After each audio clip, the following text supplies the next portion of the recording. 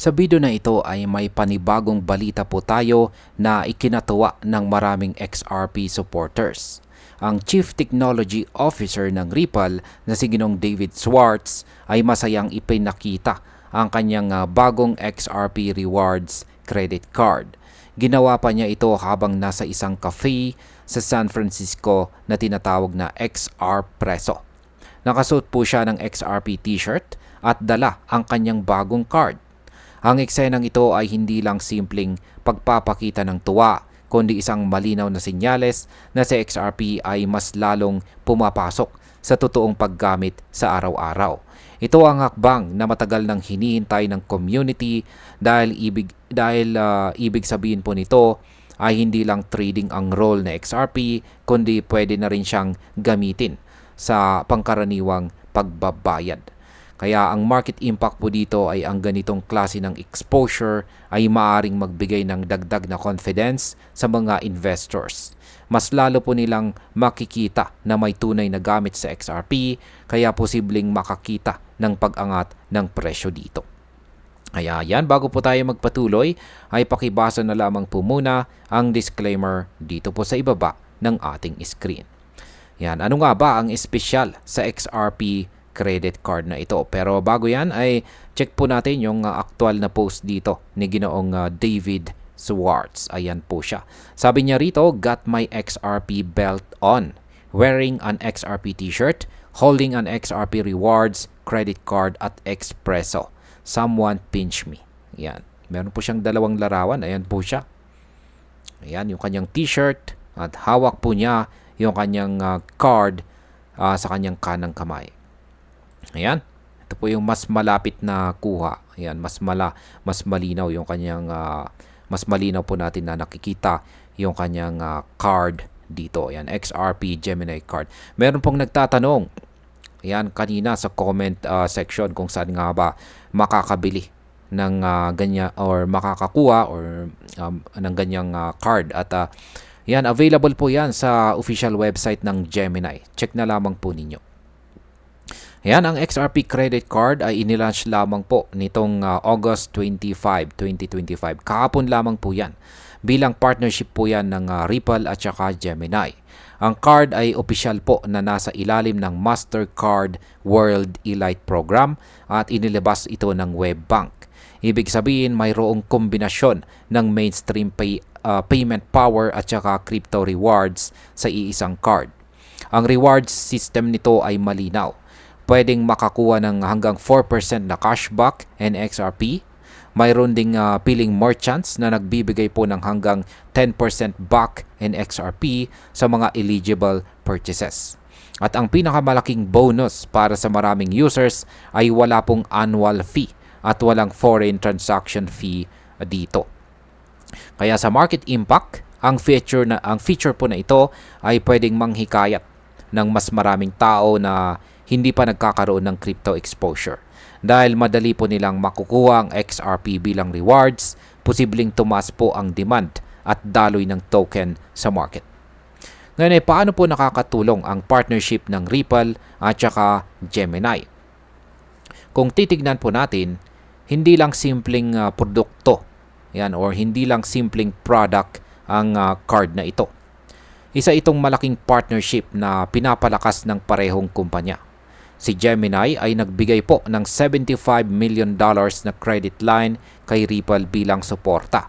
At hindi lang yan, ang Gemini ay naghahanda rin para sa isang public offering. Sa kabilang banda, si Ripple naman ay mas lumakas ang kanyang position matapos pong tapusin ang legal battle nito laban sa SEC. Ang pagkakaroon po ng malinaw na legal status sa US ay nagbibigay ng mas malaking kumpiyansa para sa mga users at saka investors. Ang market impact po nito ay kapag mas nagiging stable ang position ng isang crypto project, mas nagiging attractive ito para sa institutional investors. Maaari po itong magdala ng mas malaking liquidity at tuloy-tuloy na adoption kay XRP. Ngayon ay ano naman po ang naging reaksyon ng community sa launching ng XRP credit card. Pagkatapos po ng announcement, Mabilis ang naging reaksyon ng mga XRP supporters. Maraming nag-post ng larawan ng kani-kanilang sariling card at ipinakita ang excitement sa social media.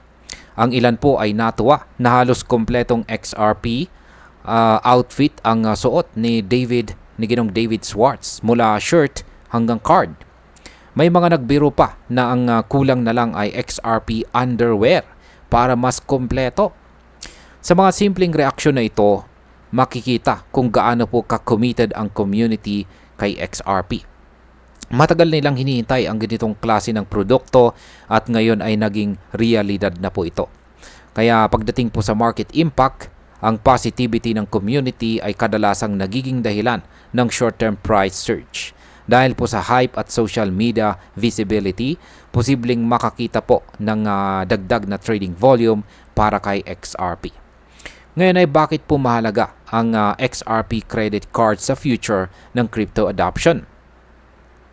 Ang matagal na pong mission ni Ripple ay gawing mas mabilis at mas mura ang payments sa buong mundo. Ang paglabas po ng XRP credit card ay isa sa mga pinaka-practical na paraan para ipakita ito. Dahil pwede nang gamitin ang card para sa pang-araw-araw na gastusin, mas lalo itong nagiging accessible sa mga ordinaryong tao. Hindi na po kailangang dumaan sa komplikadong proseso ng pag-trade or pag-withdraw. Sa halip, simpleng gamit lang ng card at automatic na makakakuha ka na po ng mga XRP rewards.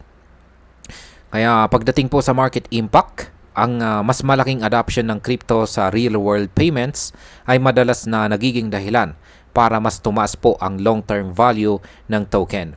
Kung mas maraming tao po ang gagamit ng XRP sa ganitong paraan, mas lalaki po ang demand at mas lalaki rin ang pressure para tumaas ang presyo. Yan bilang panghuli, sa tingin ko po ang launching ng XRP credit card ay isang game changer para kay XRP at sa buong crypto industry. Hindi po ito simpleng marketing move, kundi isang hakbang papunta sa tunay na paggamit ng crypto sa ating pang-araw-araw na buhay. Ang timing din ay napaka-ideal dahil natapos na ang laban ni Ripple laban po sa SEC. Ang partnership po nito kay Gemini ay nagpakita rin ng matinding suporta at tiwala mula sa isang malaking kumpanya. Kung titingnan po natin ang future, makikita po natin na ang ganitong klase ng produkto ay posibleng maging blueprint para sa iba pang cryptos. Kung si XRP ay kayang gumawa ng ganitong hakbang, maaring sumunod din ang iba pa. Para sa akin, malaking plus po ito para sa market confidence at saka adoption. Kung magpapatuloy po ang trend na ito, hindi po malayong maging isa sa pinakamalaking digital assets itong si XRP sa mga susunod na taon. At ayan, hanggang dito na lamang po tayo sa video na ito mga ka-crypto. Marami pong salamat sa panonood. Ingat po tayo lagi at God bless po sa ating lahat.